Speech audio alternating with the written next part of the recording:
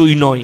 আর যেগুলো দেখছেন কিয়ামত আখরির দিকে, পৃথিবীতে শেষ কথা বলছি, আখরি জামানায় যে যুদ্ধগুলো হবে সেই যুদ্ধগুলো কোনো সম্পদ নিয়ে নয়।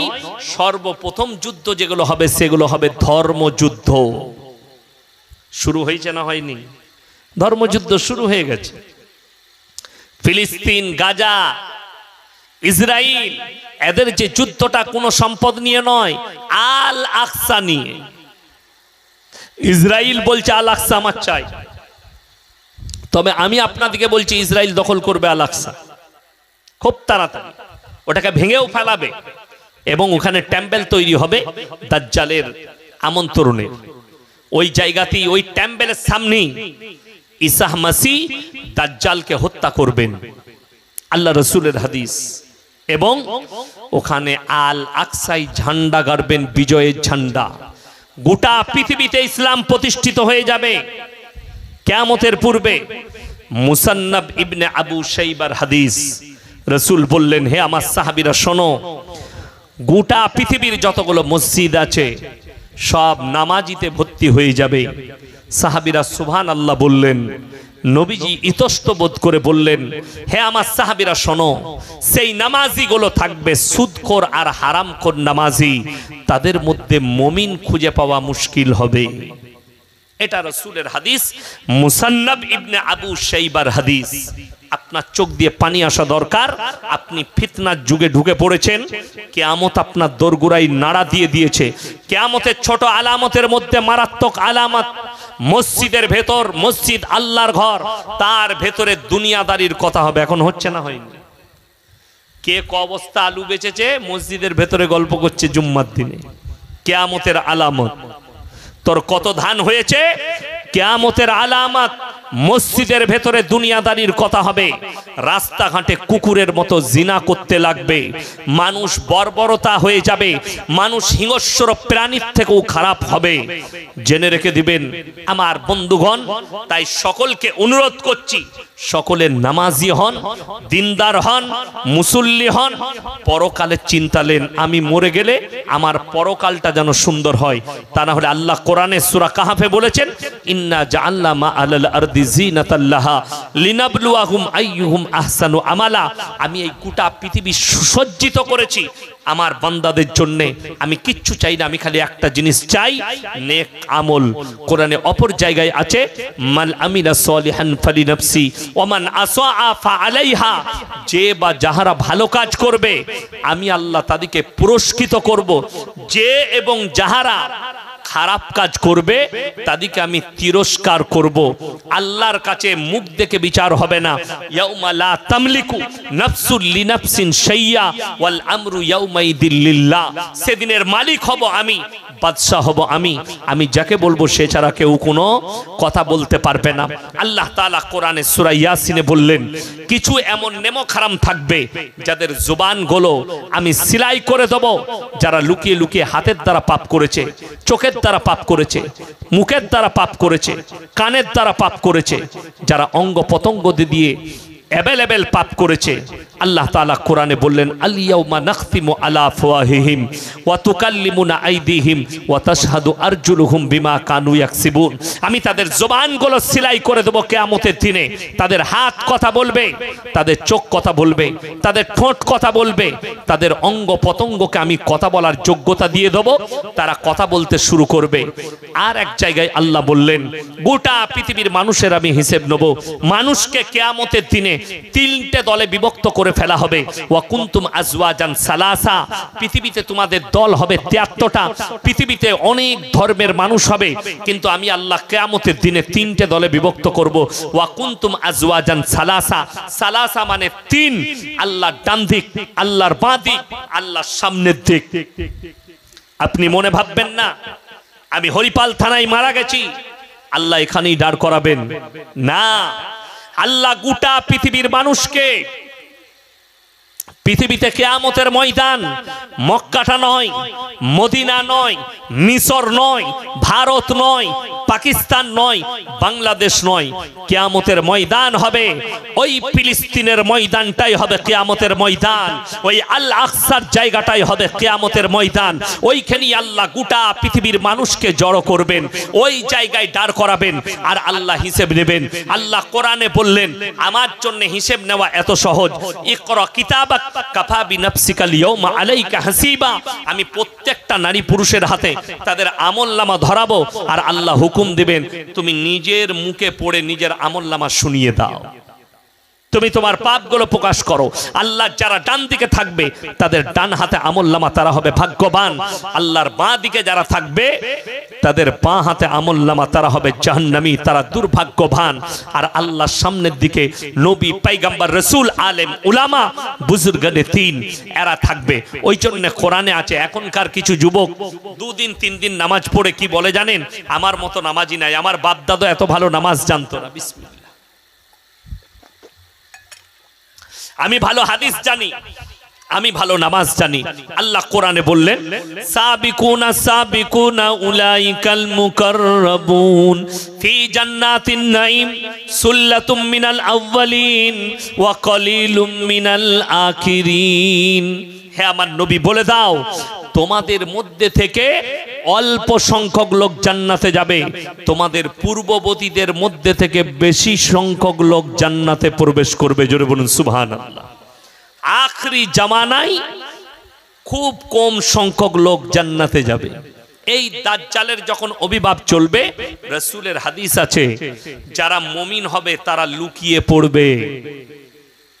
ইমাম মেহেদী এবং তার দল তারা আত্মগোপন করবে, হযরতে ঈসা মাসিহ নামবেন, তারপরে তারা যুদ্ধই পুরোপুরি লেগে পড়বে।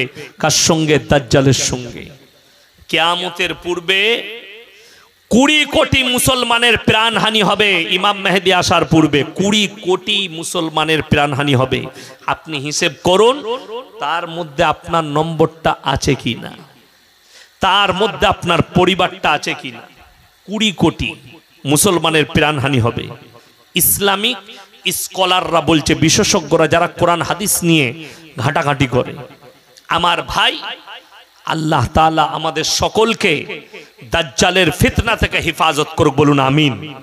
আল্লাহ তাআলা আমাদের সকলকে ঈমানি দৌলত দান করুক। ঈমানের জন্য আল্লাহর কাছে কাঁদেন, আল্লাহ তুমি আমাদেরকে ঈমানের দৌলত দাও, ঈমান নামক দৌলত দাও। আল্লাহ পরকালে যেন তোমার সামনে ঈমান নিয়ে হাজিরি দিতে পারি, এই দোয়া করুন।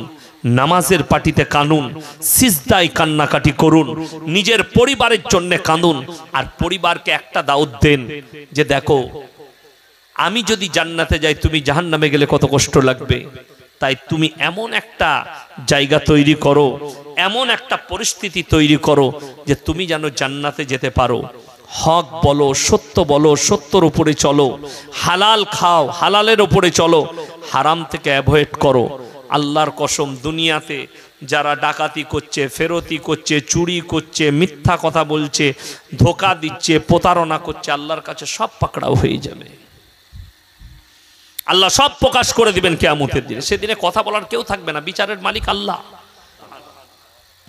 আজকে অনেক মুসলমান এই চ্যানেলে বসে আমাদের মতো দাড়ি টুপিওয়ালার মজাক উড়াচ্ছে, হাসছে, এরা হুরের কথা বলে। অথচ রাসূলের একটা হাদিস আছে যে তোমরা যদি তোমাদের বিবিদিকে জান্নাতে নিয়ে যেতে পারো, তোমরা যখন জান্নাতে প্রবেশ করবে আমি আল্লাহ তোমার বিবিদের নারী এবং পুরুষের সৌন্দর্যতা এতটাই বাড়িয়ে দেব, যখন পুরুষ তার স্ত্রীর দিকে তাকাবে এক তাকানোতে 40টা বৎসর কেটে যাবে, সে বুঝতে পারবে না। জোরে বলুন সুবহানাল্লাহ। একবার যখন নজর দিবেন আপনার বিবির দিকে 40টা বৎসর কেটে যাবে। এটা রাসূলের হাদিস। রাসূলের হাদিস সত্য না মিথ্যা? সত্য। আজকে অনেক মুসলমান এই হাদিসগুলোর মজাক উড়াচ্ছে, কোরআনের আয়াতের মজাক উড়াচ্ছে। আল্লাহর কসম করে বলছি, দলিল দিয়ে যাচ্ছি। আজকে যারা দুনিয়াতে বসে আছেন, আজকের যুগের নয়, এখন যাদিকে দেখছেন বেঈমান কাফের যারা মজাক উড়াচ্ছে, কোরআনের হাদিসের দাড়ি টুপি, মাদ্রাসা মসজিদের যারা মজাক উড়াচ্ছে, আমার রাসূলের যারা মজাক উড়াচ্ছে, তারা কিয়ামতের দিনে জাহান্নামে যাবে। আজকের যুগে নয়, আল্লাহ রাসূল সাল্লাল্লাহু আলাইহি সাল্লামের যুগেও এই প্রশ্ন এসছে। অনেকজন নাস্তিক প্রশ্ন করছে, মানুষ তো মারা যায়, মাটির সাথে মিশে যায়, মিশে না মিশে না? আপনারা দেখতে পান, যখন আমরা কবর দিতে যাই, পুরনো কবরগুলো থাকে না থাকে না, ভেঙে গেছে, ঢুকে গেছে, ভেতরটা দেখা যাচ্ছে, ভেতরে কিচ্ছু নাই, শুধু মাটি আর মাটি, হাড় গোড়গুলো পর্যন্ত মিটে গেছে।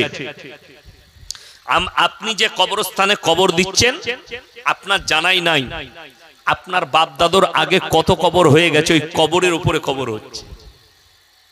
আমরা অনেকে বলি না কবরের আযাব হয় মানুষের, কবরের আযাব নয়, রুহের আযাব হয়। কিসের আযাব বললাম? রুহের আযাব।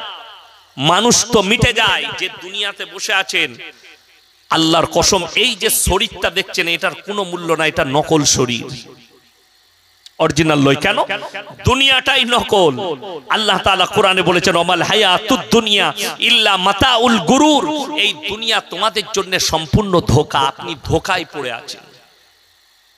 মিটে যাবে? আল্লাহ রাসূলকে প্রশ্ন করেছে, মানুষ ছাই হয়ে যায়, মানুষ মাটির সাথে মিশে যায়, মানুষ পানির সাথে মিশে যায়, জীবজন্তু জানোয়ার খেয়ে নেয়, আল্লাহ মানুষকে পুনরায় কিভাবে জীবিত করবেন? তখন আমার আল্লাহ কোরআনে কসম খেলেন, সূরা কিয়ামা 29 পারা। কি কসম খেলেন? লা উকসিমু বিয়াউমিল কিয়ামা ওয়ালা উকসিমু বিন-নাফসিল লাওয়ামা, আমি কসম খাচ্ছি ওই সমস্ত ফেরেশতার কিয়ামতের দিনের, ওয়ালা উকসিমু বিন-নাফসিল লাওয়ামা, আর আমি কসম খাচ্ছি ওই সমস্ত আত্মার, আয়াহসাবুল ইনসানু আল্লান নাজমা ইদামা। হে আমার নবী, তারা কি বলে, মানুষ মিটে যাওয়ার পরে আল্লাহ কেমন করে পুনরায় দাঁড় করাবেন? বালা কাদিরিনা আলা আন নুসাউইয়া বানানা বাল ইউরিদুল ইনসানু লিয়াবজুরা আমামা।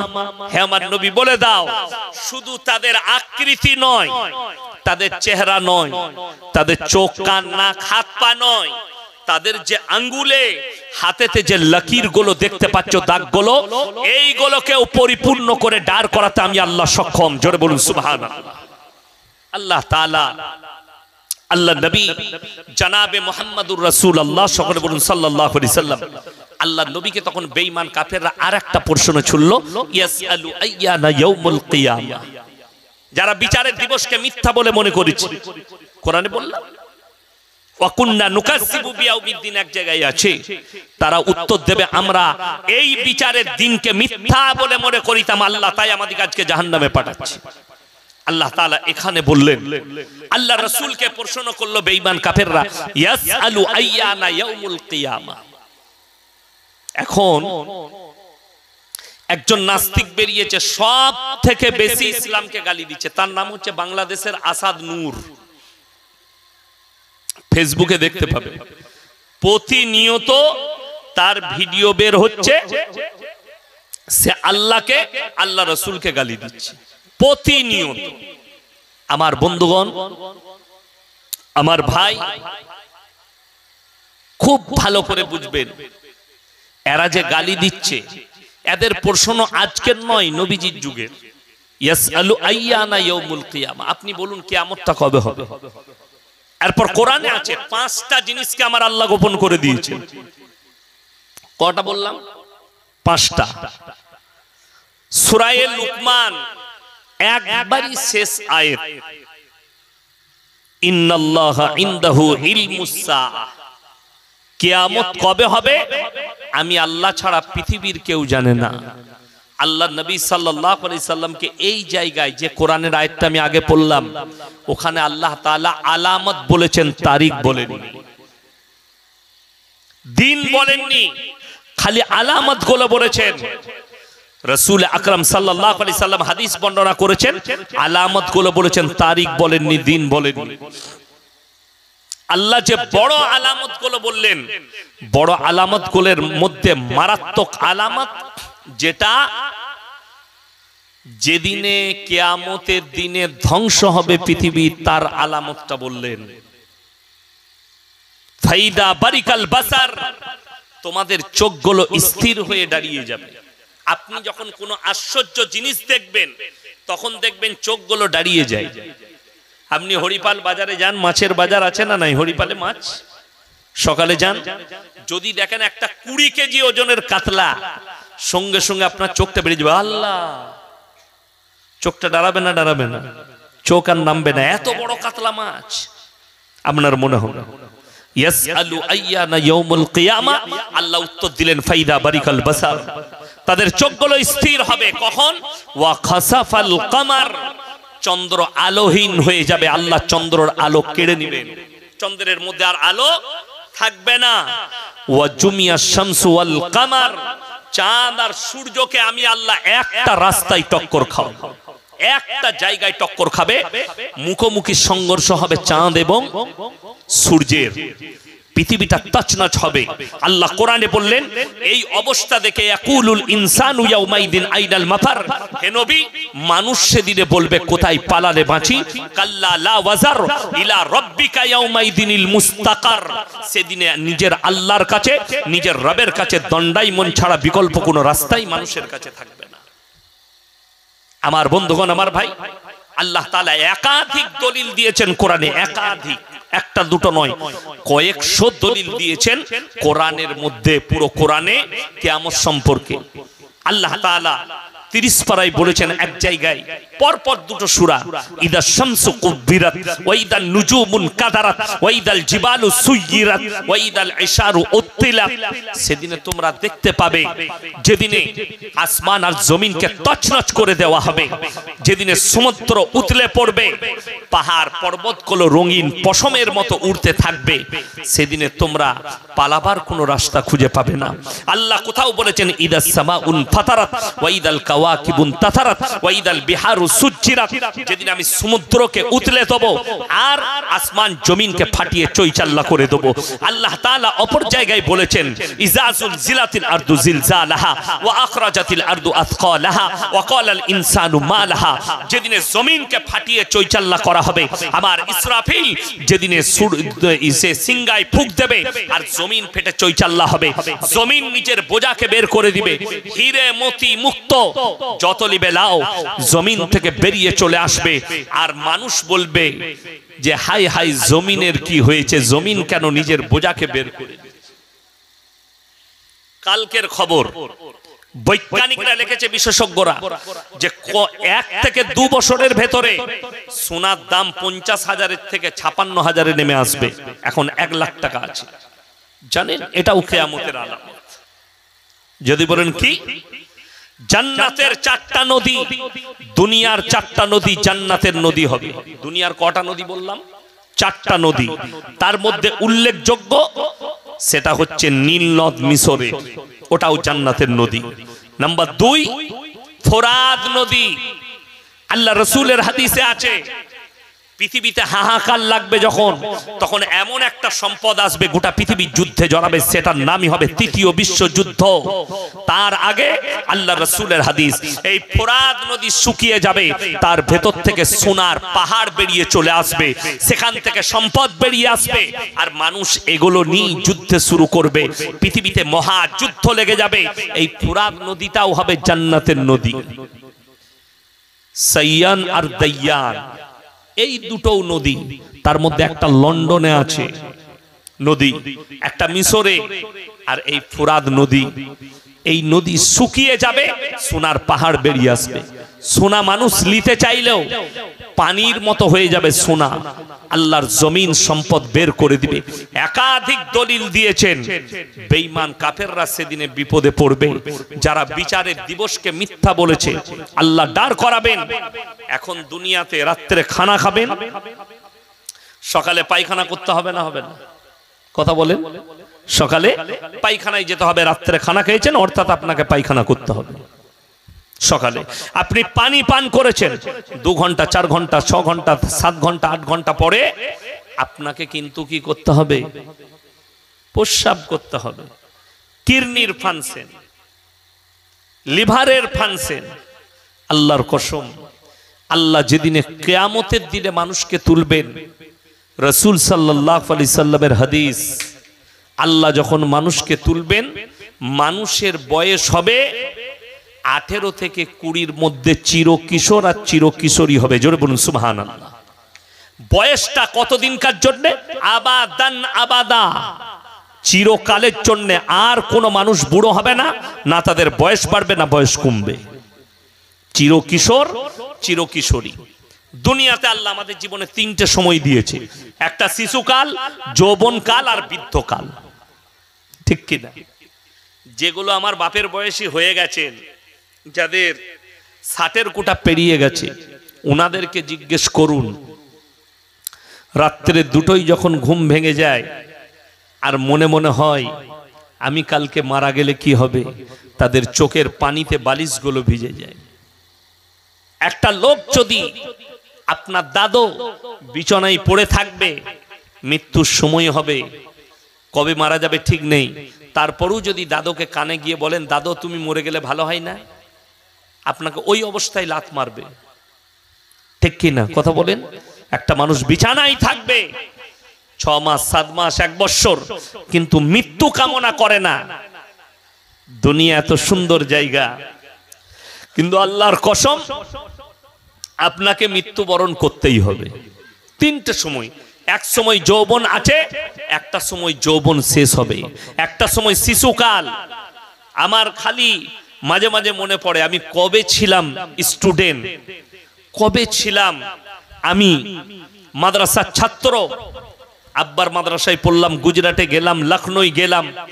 এখন আমার মনে মনে হচ্ছে সেই পড়া জিন্দেগিগুলো মাঝে মাঝে মনে পড়ে। কেমন ছিল বন্ধু বান্ধবের জীবন, কেমন ছিল আমার যৌবনকাল। আজকে আমি মধ্য অবস্থায় পৌঁছে গেছি, 40-এর কোটা ঢুকবো আমি 39-এর কোঠায়। আজকে 39-এ পা রেখেছি আমি এই মাসে, এই বছরে 2025 সালে। এই মাসটা এপ্রিল মাস চলছে, আমি এই মাসেই, আমার ভাই এই বছরটার ভেতরে আমার 39 চলছে, সামনে বছরে 40-এর কোটায় পা রাখবো। কতদিন আল্লাহ হায়াত রেখেছে আমি জানি না, তবে এরপরের যুগটা আসবে বৃদ্ধকাল। এক যুগে আমার আব্বাজিকে দেখেছি, আমার মতো ইয়ং কালো জংজঙে দাড়ি, যারা দেখেছেন তারা বলে তখন তোমার জন্ম হয়নি। তিনার বায়ান, হুঙ্কার। আজকে ওই মানুষটাকে ধরে ধরে নিয়ে গিয়ে স্টেজে চাপাতে হচ্ছে, ধরে গাড়িতে চাপিয়ে দিতে হচ্ছে, ধরে নিয়ে যেতে হচ্ছে। মাদ্রাসায় বাথরুম গেলে ছাত্ররা ধরে নিয়ে যায়।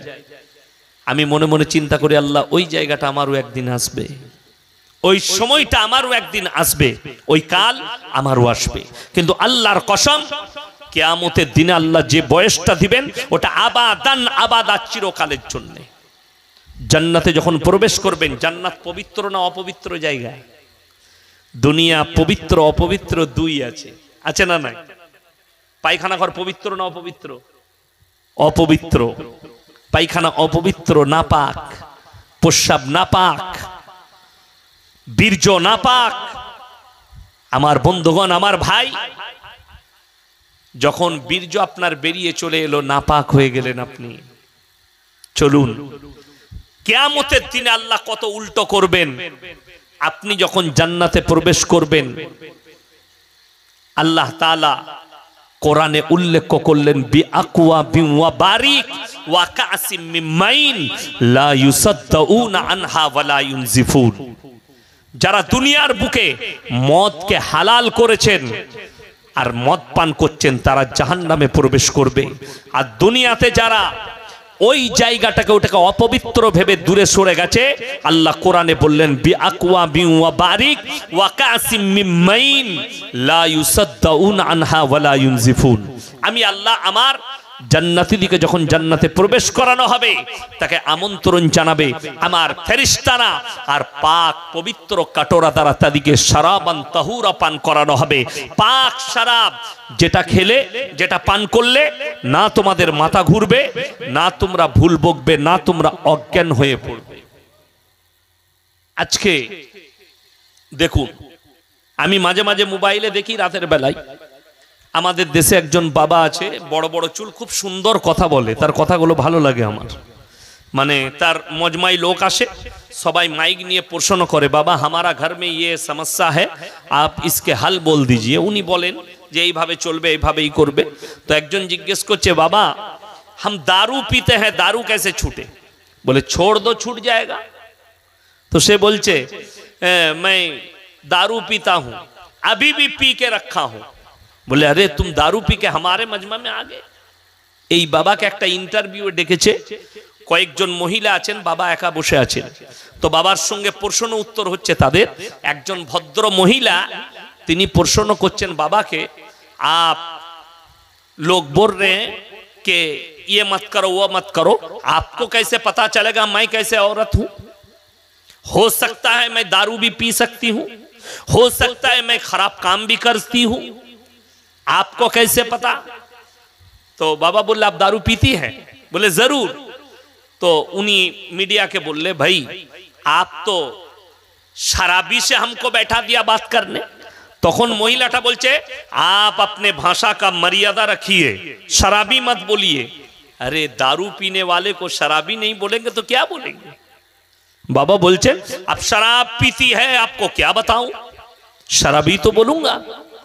तो একটা बाबा तीनों प्रवचन दिच्छे शराब मत पियो, क्योंकि इससे बहुत नुकसान है, तबीयत का, जिस्म का, पैसे का, दिमाग का और अपने परिवार का। তোমার পরিবারের শারীরিক ক্ষতি, সামাজিক ক্ষতি, পারিবারিক ক্ষতি, অর্থের ক্ষতি। আর ইসলাম তো হারাম বলেছেই আপনার জন্য। তো তিনি বুঝাচ্ছেন মদ পান করে দেখলেন, আপনি সমীক্ষা করে গুগলে সার্চ করে দেখলেন ভারতবর্ষে যতগুলো ধর্ষণ হয়েছে, ধর্ষণের পরে তাদেরকে মার্ডার করা হয়েছে সব মদ্যপ অবস্থায়, সব নেশাগ্রস্ত অবস্থায়। যাঞ্চ করে তাদের মধ্যে নেশা পাওয়া গেছে। আরজি করে যে মেয়েটাকে ধর্ষণ করে মার্ডার করেছিল ওই ছেলেটার মেডিকেল চেপাকে ধরা পড়েছে, ওই ছেলেটা গাঁজা মদ খেয়েছিল। তাছাড়া করতে পারবে না ভালো মানুষ কখনো এ কাজ। ওই জন্য ইসলাম ইজ দা সেফটি। দেখুন কত খতরনাক। আজকে আমি মোবাইলে আস্তে আস্তে দেখলাম, আমি আমার ফেসবুক চ্যাটে ওটাকে শেয়ার করলাম। বিহারে না উত্তরপ্রদেশ না বিহার বটে, যাই হোক আমি আমার ফেসবুকে ছেড়ে রেখেছি ওটা খবর, একটা চ্যানেলওয়ালা ছেড়েছে। একজন তার মেয়ের বিয়ে ঠিক করেছে একটা যুবকের সাথে, যদিও সে অমুসলিম, বিয়ে ঠিক হয়েছে, মেয়ের বিয়ে দিবে। ছেলেটা দেখতে ভালো, সব ঠিক হয়ে গেছে, বিয়ের দিন ঠিক হয়ে গেছে, কিন্তু দেখা যাচ্ছে কালকের দিনে ওই যে ছেলেটার সাথে বিয়ে হবে সে তার শাশুড়িকে নিয়ে পালিয়ে গেছে। আপনারা হাসছেন, বাস্তব বলছি, মোবাইল আমি ছেড়ে রেখেছি ফেসবুকে। অনেকজন কেন ছেড়েছি আপনারা জানেন না। আমি ছেড়েছি তাদেরকে বুঝাবার জন্যে যারা গালি দেয় মুসলমান अपने बहन से शादी करते हैं, मुसलमान अपने बेटी से शादी करते हैं। जरा गाली दे मुसलमान दो दो शादी करते हैं, मुसलमान चार चार शादियां करते हैं। আমি তাদেরকে বলতে চাই आपको दिमाग को ठीक करो और किसी मजमे में आ जाओ हमारे साथ, আমার জলসায় এসো। তোমাকে স্টেজে বস করি আমি প্রমাণ দেব যে যতগুলো মজমায় লোক থাকবে চারটা বউ কারুর নাই, দুটো বউ খুব কম খুঁজতে হবে। একজনের বউ মারা গেছে আর একটা বিয়ে করেছে, অসুবিধা কি আছে? একজনের বিবি মারা গেছে বিয়ে করেছে, বিবি ছাড় হয়ে গেছে বিয়ে করেছে, অসুবিধা কি আছে? একসঙ্গে চারটা বউ এখানে কারো আছে? হাত তুলেন তো, চারটা বউ কার আছে? একটাতেই ঝামেলা শেষ নাই। দিল্লি কা লাড্ডু जो खाएगा वो भी पछताएगा, जो ना खाएगा वो भी पछताएगा। ওই জন্য আমি বললাম শুনেলেন, প্রত্যেকটা ভাই নিয়ত করুন আজ থেকে আমরা মুমিন হব, জোরে বলুন ইনশাআল্লাহ। বেঈমান কাফের আপনাকে জালে করে ঘিরে ফেলেছে, আপনি বেরোতে পারবেন না।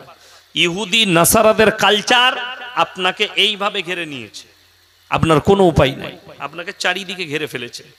ওই জন্য তো আপনি নামাজ পড়ছেন, একজন দাদু, এখন যারা দাদু নানা, তারা তাদের পরিবারের দৃশ্য দেখে তারা দুঃখ পালন করছে।